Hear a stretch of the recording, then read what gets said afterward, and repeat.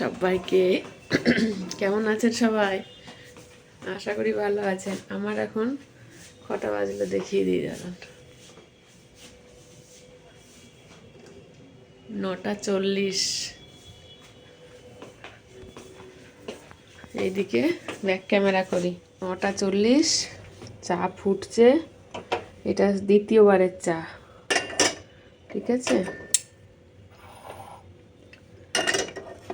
খিদে পেয়ে গেছে, উঠেছি অনেকক্ষণ উঠেছি তো খিদে পেয়েছে, এবার তো খেতে হবে। এটুকু থাকবে, পরে গরম করে না খেয়ে নিই, তিতো হয়ে যাবে তখন আবার। তো অনেকক্ষণ উঠেছি, উঠে ছাদে গেলাম। বাবারে পুরো হয়ে গেছে ভাপে। উঠেছে একবারে ভর্তি হয়ে গেল। এতটা চা একটু বেশি, একটু কমিয়ে রেখে দিলে হতো। এতটা চা খাওয়া যাবে না, আর একবার পরে গরম করে খাবো।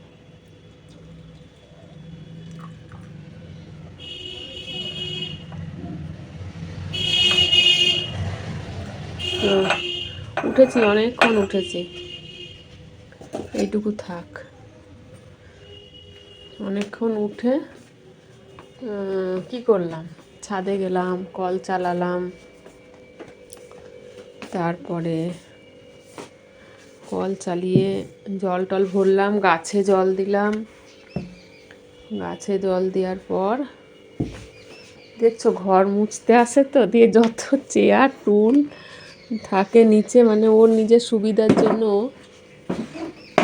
তুলে দেয় খাটের উপরে। দিয়ে বিস্কুটের কোটো গেল কোথায়? এই দিকে আছে বিস্কুটের কোটো, এই যে। চলো চাটা বিস্কুটটা নিয়ে বসি, দিয়ে তোমাদের সাথে কথা বলবো।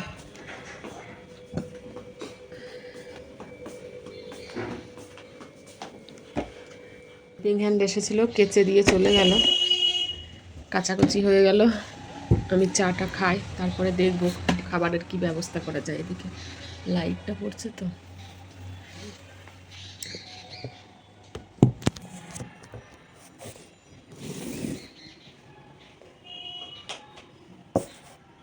এই যে এই দিকটা ঠিক আছে, এদিকে বসলাম। ওদিকে লাইটের ছটায় বড় ঝাপসা লাগছে।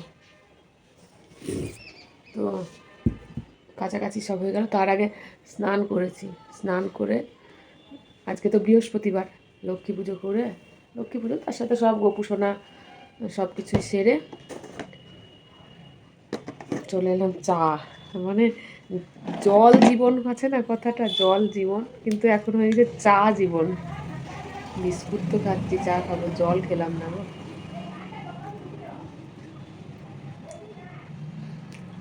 জল খেয়ে নি না।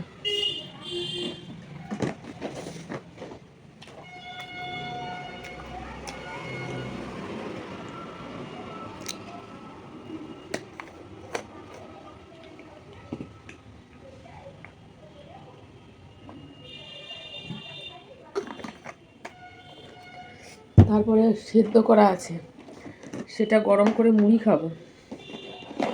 আজকে ইচ্ছা আছে রুটি করব, রুটি আর একটা সবজি। দেখি কি হয়, নাকি মুড়ি খেয়ে কাটিয়ে দেবো।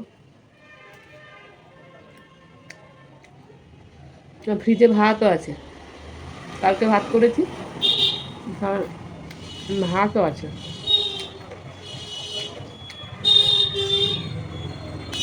ভাতের সঙ্গে কিছু সেরকম সবজি চাই, কিছু একটা হলে ভালো হয়। কিছু না হলে আলু ভাজা হলেও ভালো লাগে, আলু ভাজা দিয়ে।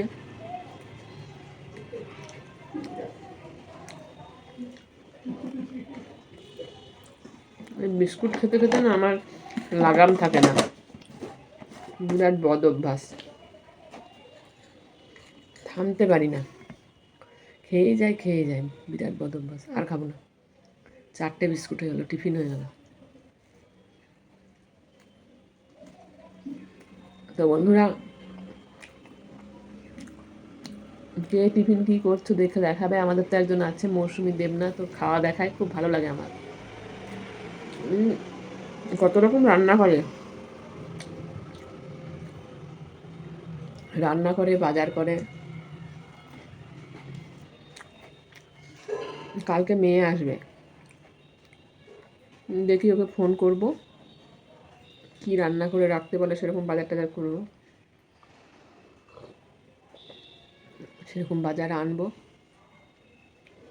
তো ফোন করেছিলাম, ফোনটা ধরলো না, কি জানি কী ব্যাপার, এখনও উঠেনি, নাকি উঠে যাবে হয়তো, অনেক রাত পর্যন্ত ডিউটি করতে হয় তো, কী করছে এখন কে জানে।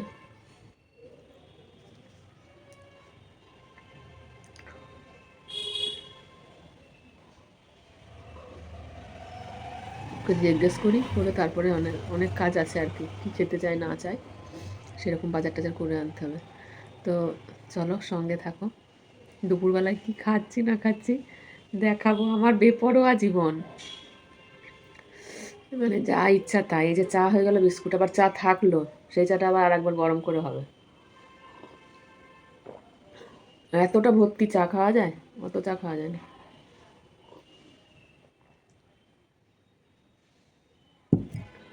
চলো পরে আবার দেখা হবে, ঠিক আছে। তো বন্ধুরা কিছুই শেয়ার করতে পারিনি সেদিন। এটা হচ্ছে পরের দিন সকালবেলা, যথারীতি ছাদে এসেছি, ফুলগুলো দেখছি, যা যা করি সেটাই করছি। তো আগের দিনে এতটাই ব্যস্ত হয়ে পড়েছিলাম আপনাদের কাছে, মানে সামনে আর আসতেই পারিনি। এই ব্যাপারটা নিজেও খারাপ লাগে, ভাবি এক আর হয়ে যায় আর এক। তো পরের দিন কল চালানো তো থাকবেই, জল তুলতে হবে, ফুল তুলতে হবে, সব কিছুই। এইসবের জন্য আবার সকাল থেকে মনটাকে নিজের মতন করে তৈরি করে নিলাম যে আজকে ভিডিও আমাকে শেয়ার করতে হবে। তো সেই রকমই শুরু করে দিয়েছিলাম। আজকের দিনটা মানে আগের দিনে বলছিলাম পরের দিন মেয়ে আসবে, তো আজকের দিনটাতেই মেয়ে আসবে। তো আজকে তো আরও প্রচণ্ড ব্যস্ততা, এতটাই ব্যস্ততা মানে কি বলবো সেটা আপনারা দেখতেই পাবেন। আর শীত তো প্রায় চলেই এসেছে, ঠান্ডাও বেশ লাগছে। তো ঠান্ডা আসছে বলে তার জন্য আবার নিজেদেরকে তো তৈরি হতে হবে, শুধু সোয়েটার, চাদর বা গরম জামা কাপড় বার করলেই তো আর হবে না, তার সাথে তো আরও অনেক কিছু চাই। তো দেখুন সূর্যি মামা একদম উঠেনি, সেটাই আপনাদেরকে দেখাচ্ছিলাম, রোদের তেজটা একদমই নেই। গুড মর্নিং বন্ধুরা, চলো সব বিছানা টিছানাগুলো গুছিয়ে নিই। এখন হচ্ছে 8টা, সকালের সময়টা ধরে পাওয়া যায় না। আর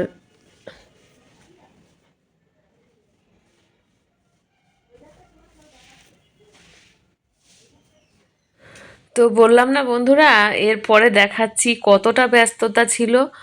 মানে সেদিন তো কিছু এনেইছিলাম, বাজার দোকানটা তো ছিলই, তারপরে যে ঘরের ব্যস্ততা, একটা মানুষ তখনই পারে যখন তার মন ভালো থাকে, বলুন। এত ব্যস্ততা, মানে এত কাজ, এত কাজ। আমি সময়টা মানে সকালবেলা যে কি করে পেরিয়ে গেল বুঝতেই পারলাম না। তারপরে কি হচ্ছে, এই ঘরটায় তো শোয়াই হয় না, আমি মাঝে মধ্যে আসি, তবে শীতকাল তো এখন আর আসি কিন্তু শোয়া বসা হয় না। ও থাকে, মানে আসে তখন থাকে, তো সেই জন্য মনটা ঠিক যেন অ্যাডজাস্ট করতে পারি না। আর দেখছেন কিভাবে ধুলো উড়ছে। এই যে গেল না পুজোর পরে একবার এসেছিল, গেল, তারপরে এই ঘরের সঙ্গে কোনো যোগাযোগই নেই। ওই ঝাঁট মোছা হয়, আর আর কিচ্ছু হয় না। তো ভাবছিলাম এত ধুলো উড়ছে, আর ওর একটু ডাস্টের অ্যালার্জিও আছে, মেয়েটার, আমার মেয়ের জামাইয়ের দুজনেরই। ধুলো টুলো উড়লে একবারে হেঁচে টেচে অস্থির হয়ে যায়। তাই মানে চেষ্টা করছিলাম যতটা সম্ভব, আমি যতটা পারছিলাম আর কি, মনে হচ্ছিল গোটা ঘরটাই ঝাড়ি, এত নোংরা, এত ধুলো।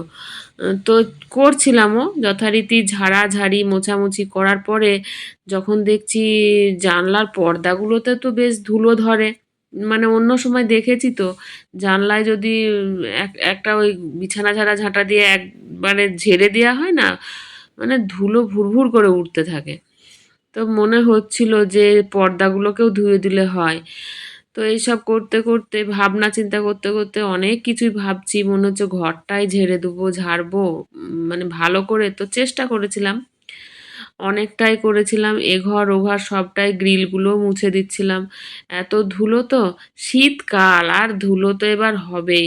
আমাদের এখানে যা রাস্তার ধার সবসময় 4 চাকা মোটর সাইকেল যাচ্ছেই যাচ্ছে, মানে যত পরিষ্কার রাখতে পারো। সকাল থেকে উঠে যতটা পারি চেষ্টা করি এই ঝাড়া মোছা করতে, তবুও যেন হয়ে ওঠে না। হ্যাঁ বন্ধুরা, একটা ফোন এসেছিল, সেই জন্য একটু ডিসকানেক্ট হয়ে গেছিলাম। তো ফোনটা আসাটার জন্য একটু মুডটা অফ হয়ে গেল আমার। কারণ সব ঝামেলাগুলোই তো এই একার উপর নিতে হয় না। ভালোটাও যেমন নিতে হয়, মন্দটাও নিতে হয়। যেমন সুখটাও নিতে হয়, সুখের থেকে মন খারাপ বা কষ্ট দুঃখ এগুলোর বোঝা যেন আমার কাছে একটু বেশি। আমার লাইফটা তো সেই একটা সন্তানের মা যেমন হয়ে আছি, তার বাবারও অতটা না পারলেও বাবার ভালোবাসা একটা কন্যা সন্তানকে যতটা ভালোবাসে, একটা মা ভালোবাসলেও সেই কন্যা সন্তানটা মনটা ভরে না। সেটা নিজে একটা মেয়ে হয়ে জানি। কিন্তু কি করব, আমারও যেমন অনেক ছোটবেলাতেই আমার বাবাকে আমি হারিয়েছি, আমার মেয়েটাও তো হারিয়ে ফেলেছে, আমি হারিয়ে ফেলেছি। তো আজকে ভয়েস দিচ্ছি, আজকে একটা বিশেষ দিন। এই সময় অনেকগুলো বছর আগে খুব আনন্দের একটা দিন ছিল, কিন্তু সেটা আজ আর শেয়ার করব না। আজকে সেটা বলে আর কিছু নেই, বলার কিছু নেই। ঠিক আছে, আমার অনেক কাছের বন্ধুরা বলে মন খারাপ করতে নেই, করো না, আমি তাদের কথা ভাবি। আর কিন্তু বলুন তো, যে কথাগুলো মনের মধ্যে গাঁথা আছে, যে স্মৃতিগুলো গাঁথা আছে, সেগুলো কি ভোলা যায়? সেগুলো একদমই ভোলা যায় না। তো আজকের এই বিশেষ দিনটাতে মানে ভুলিয়ে রাখার জন্য কিভাবে যে মেয়ের আসার কথাই ছিল না। একটা মানে আমি এই একা আছি না, মা নেই, তাহলে কদিন আগেই বলেছিলাম যে বাবি রে, একা আছি, আসবি, আমরা থাকবো একসাথে, দিদু নেই। তাহলে তো বলেছিল ঠিক আছে মা, দেখছি, আমাকে তো কয়েকদিন অফিস করতে হবে, ওদের কয়েকদিন মাসে কোটা থাকে, অফিস করতে হয়, আবার কয়েকদিন ওয়ার্ক ফ্রম হোম করে। তো যাই হোক, ওর কোটা পূরণ হয়েছে, ও এসেছে, আর আমি ভালো আছি। আজকের দিনে হলেও একজন আমার কাছ থেকে অনেক অনেক দূরে আছে, যাকে আর আমি ছুতেও পারবো না, যাকে আমি দেখতে পাবো না, যাকে আমি নিয়ে ভাবনা চিন্তার মধ্যেই রাখবো, এর বেশি আমি কিছু করতে পারবো না। তো তার কাছ থেকে পাওয়া একটা বড় উপহার আমার কাছে আছে, আমি সেটুকু নিয়েই ভালো থাকতে চাই। ঠাকুর এটুকু আশীর্বাদ করো, আমি যেন একে নিয়েই আমার আনন্দ সুখ আমি যেন ওর মধ্যেই খুঁজে পাই।